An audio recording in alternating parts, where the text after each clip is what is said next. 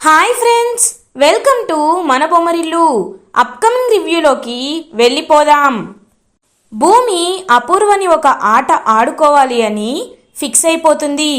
అపూర్వ భూమిని చంపేయాలని ప్లాన్ చేస్తుంటే, ఏంటి మమ్మీ అలా చూస్తున్నావు, పైన సీసీటీవీ ఫుటేజ్ ఉంది, కేవలం వీడియో మాత్రమే కాదు ఆడియో కూడా రికార్డ్ అవుతుంది, ఇది ఒకవేళ నాన్న చూస్తే అప్పుడు నాన్న నిన్ను చంపేస్తాడు, కాబట్టి నన్ను నువ్వు ప్రేమగా చూసుకోవాలి అని అపూర్వ ఏమీ చెయ్యలేని విధంగా లాక్ చేసేస్తుంది భూమి. అపూర్వ భూమికి అన్ని రకాలుగా సేవలు చేస్తూ ఉంటుంది. తనకి ఫుడ్ తినిపించడం కానీ, హెడ్ మసాజ్ చేయడం కానీ అవన్నీ అయిష్టంగా అపూర్వ ఏమీ చెయ్యలేక అన్నీ చేస్తూ ఉంటుంది భూమి కోసం. భూమి అపూర్వతో, ఆహా నువ్వు మసాజ్ చేస్తుంటే ఎంత బాగుందో, మా అమ్మని చంపేసిన పాపం కనీసం ఇలా అయినా తీరుతుందిలే అని అంటుంది భూమి. ఏయ్, ఏదో ఒక రోజు నిన్ను కూడా మీ అమ్మ దగ్గరికే పంపిస్తానే అని మనసులో అనుకుంటుంది అపూర్వ.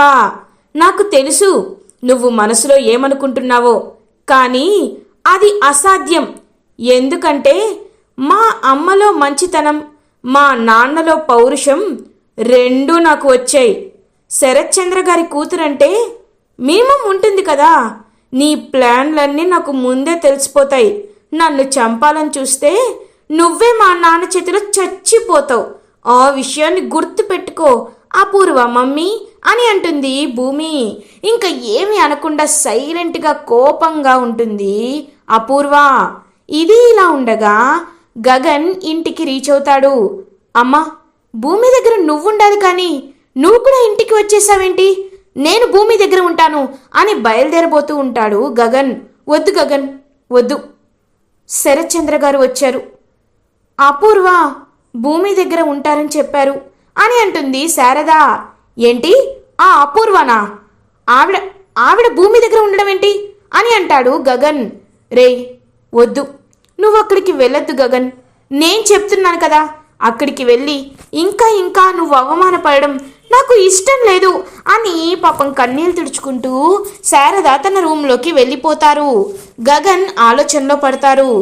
అసలు ఎందుకు ఇన్ని అవమానాలు? భూమిని చూడాలనుకుంటున్నా, చూడలేకపోతున్నాను. తన్ని కనీసం ఇంటికి తీసుకురావాలనుకుంటున్నా, వాళ్ళు రానిచ్చేలా లేరు. మరి భూమిని నేను ఎలా చూడాలి, ఎలా కలవాలి అని పాపం ఆలోచిస్తూ ఉంటాడు గగన్.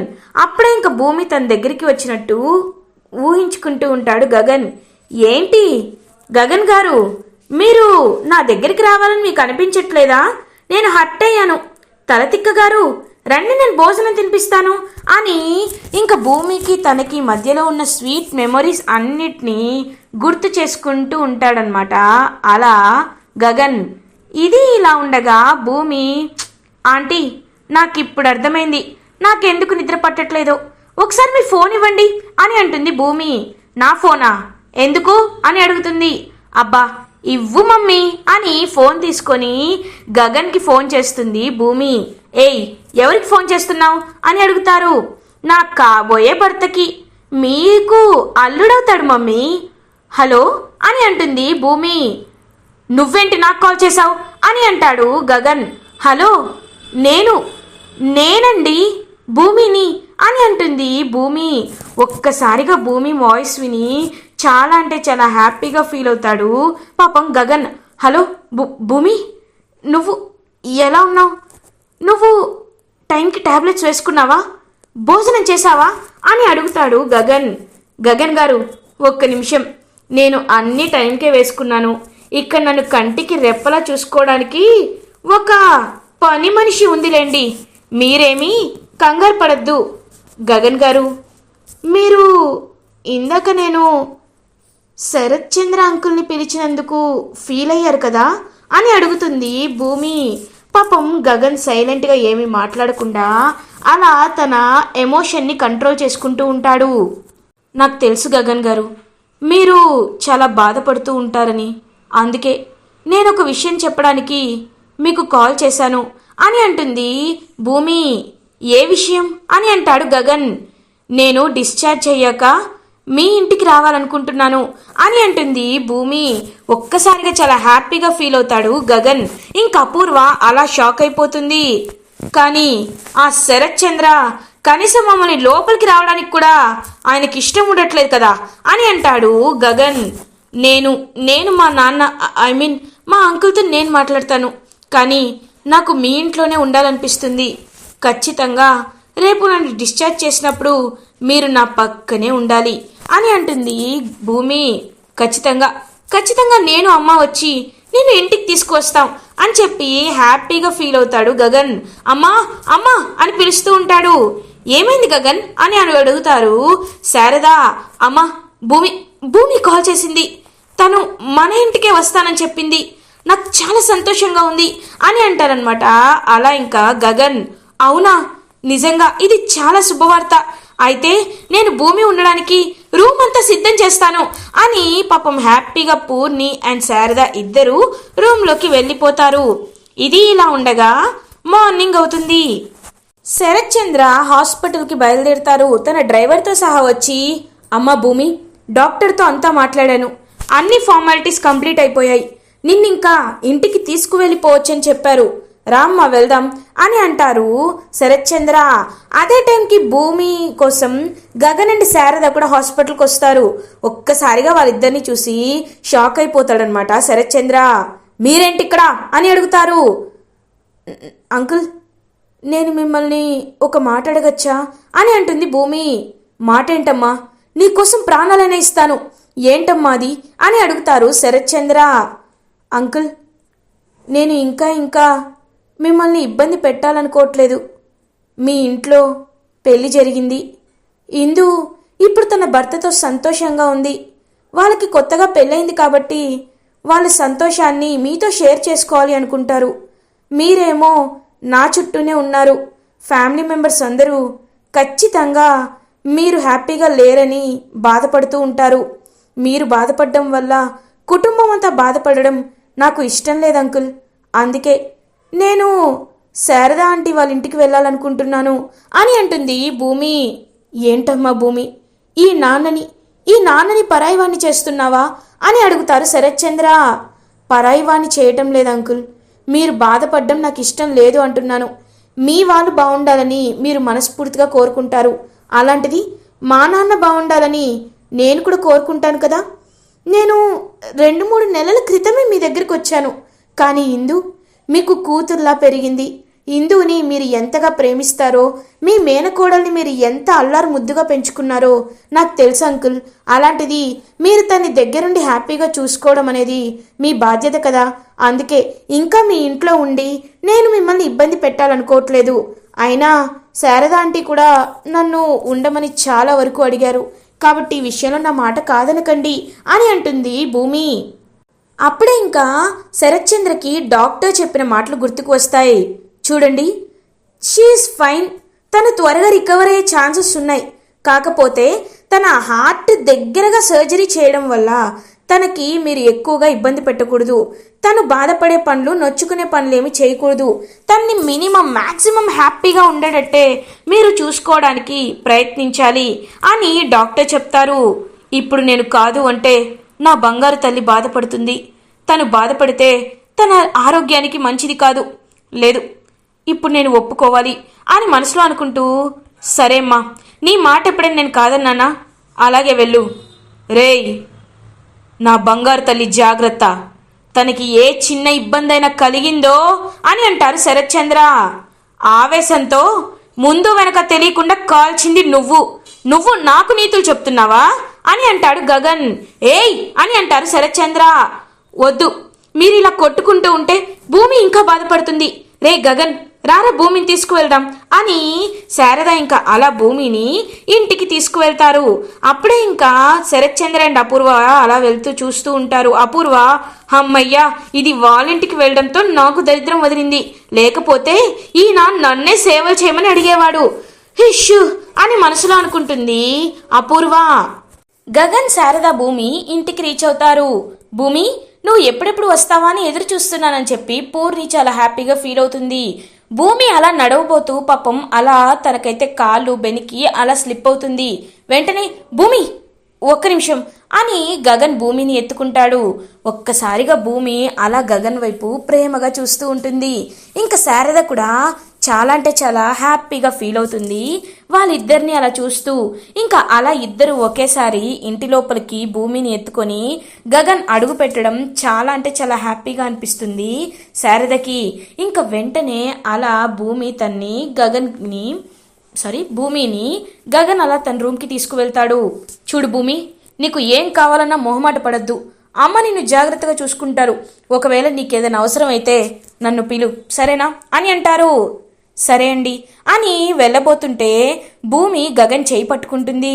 ఇంకా గగన్ అలా భూమి దగ్గర కూర్చుంటాడు. ఏమైంది భూమి అని అడుగుతారు. ఏవండి, ఎప్పుడూ లేనిది నాకు మీ కళ్ళల్లో ఏదో తెలియని ఫీలింగ్ కనబడుతుంది అని అంటుంది భూమి. ఏంటి అని అంటారు. అవును, నా కోసం ఎప్పుడు నమ్మంది మీరు దేవుణ్ణి నమ్మారంట. నా కోసం మీరు చీర కట్టుకొని దీక్ష చేశారంట. ఎందుకండి? నేను కేవలం మిమ్మల్ని కాపాడాననే అభిమానమా, లేకపోతే అని అంటుంది భూమి గగన్ కళ్ళల్లోకి చూస్తూ. ఇంకా గగన్ అలా భూమి కళ్ళల్లోకి చూస్తూ ఉంటాడు. నీకు ఎలా చెప్పమంటావు భూమి, నువ్వంటే నాకు చాలా ఇష్టం, కానీ నేను ఆ విషయాన్ని చెప్పలేను అని పాపం మనసులో ఉంచుకొని అలా ఇంకక్కడి నుండి వెళ్ళిపోతాడు బాధపడుతూ గగన్.